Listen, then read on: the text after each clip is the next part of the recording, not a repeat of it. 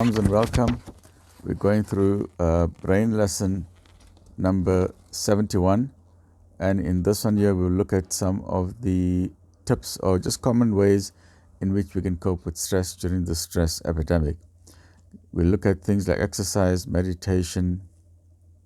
With meditation, for Muslims is zikr and durood, remove negative thoughts and avoid toxic people. It's easier said than done. But if you are going through stress or someone in your life is going through stress, please do not ignore it, because sometimes when we are young, we think we can cope with anything in life. But before we know it, the challenges of life come up, and then we find that we are in a difficult situation. Okay, so the first most common way of stress, as we know with stress, it's a release of adrenaline in the body and release of cortisol. These are the stress hormones. Cortisol comes from the adrenal gland sitting above on top of the kidneys. And chronic stress can cause burnout in the body because the cortisol levels start dropping dramatically. Exercise is one of the most fabulous ways to cope with stress. If you are relatively fit and young, or if you're a business CEO, you're a top manager, you're a medical doctor, you're a top accountant, you're a lawyer, then it goes without saying, like myself in medical school, the way we used to cope with the exams and the heavy workload that we had, we used to go play squash. And that's why you find many doctors playing squash. We know it's very high intense activity, or going cycling. It must be intensive sports, because the higher level of stress, the more intense must be the sport, so you can get rid of the stress. Just think of it as steam building up in the body, and you need to release it. Or you can go swimming. I used to love swimming as well. Go lap upon lap upon lap. Swimming is one of the most fabulous exercises, besides walking. If you got a swimming pool, which is a heated swimming pool, and you don't react to the chemicals in the swimming pool, now we also have the salt chlorinators, which are more gentle on the body. I would recommend swimming, which is a sunnah as well of Nabi Sallallahu Alaihi Wasallam. And the next best exercise is walking. But if you don't have a pool, then the best exercise on earth is walking. So please, when you're going through any type of stress, find what you enjoy. Join a football club. You can have night tennis, and now in South Africa and all over the world, paddle tennis is going very high. It's skyrocketing all over the world. It's a nice social game, social outing with the whole family can play together with paddle tennis. So develop some sort of physical exercise. The moment you start doing any type of exercise, then certain hormones are released in the body. These are known as the feel-good hormones. They are like minor doses of opium that the body releases, the endorphins and the dopamine. And you start feeling good. You start feeling on a high. And many times those of you who have been exercising regularly, you know exactly what I'm talking about. On the day when you skip your exercise, you feel miserable. If you didn't go cycling today, you'll feel miserable. If you didn't play squash, you'll feel miserable. If you didn't go play a round of golf, you'll feel miserable.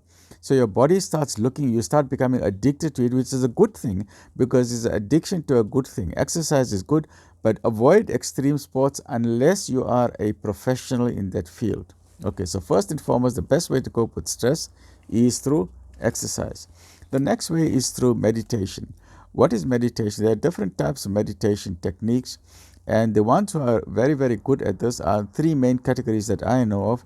One is in the field of Buddhism. You find these Buddhist monks have undergone various intensive training skills in meditation and mindfulness.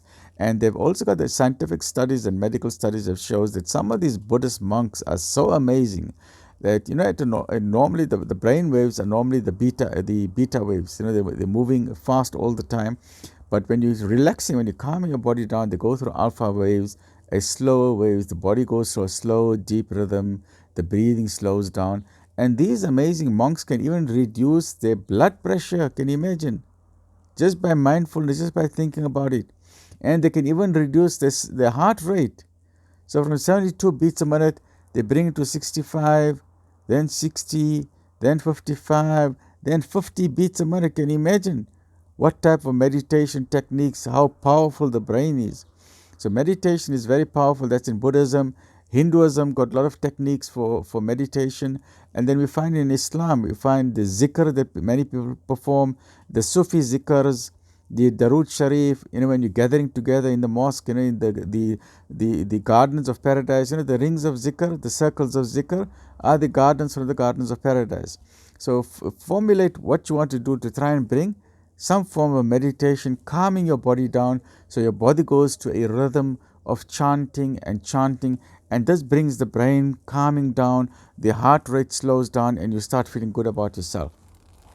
So first is exercise, meditation, zikr, and then remove negative thoughts from your brain. Many times we have negative thoughts. We read something on TV, or we're going out, someone told us something, and we feel hurt about it. They broke our heart. Or a family friend insulted us, or a friend insulted us. So those negative thoughts keep playing on our brain, and we feel really miserable. And then we become very irritable. We come home, we start fighting. The husband starts fighting with the wife, or the wife starts fighting with the husband, but they don't tell one another what it is. It's not their fault. Meanwhile, someone else irritated them, and their irritation, they bring it home. So I would always encourage my staff, when we used to work long, long hours at the hospital, night shift and day shift and in casualty and ICU, and I used to tell them, okay, what you must do is, at work, when you're working, don't bring your problems at home. So when you come home, you must just imagine, try and imagine in your brain that now you are taking your problems and you are hanging it outside your door. Right, so before you come into the house, when you press the remote button, or before you enter the house, you just look at the side of your house and you say, okay, my work problems, I'm leaving it outside the door, and then you go home with a nice smiling face. Similarly, don't be unfair to the boss as well who's giving you the job.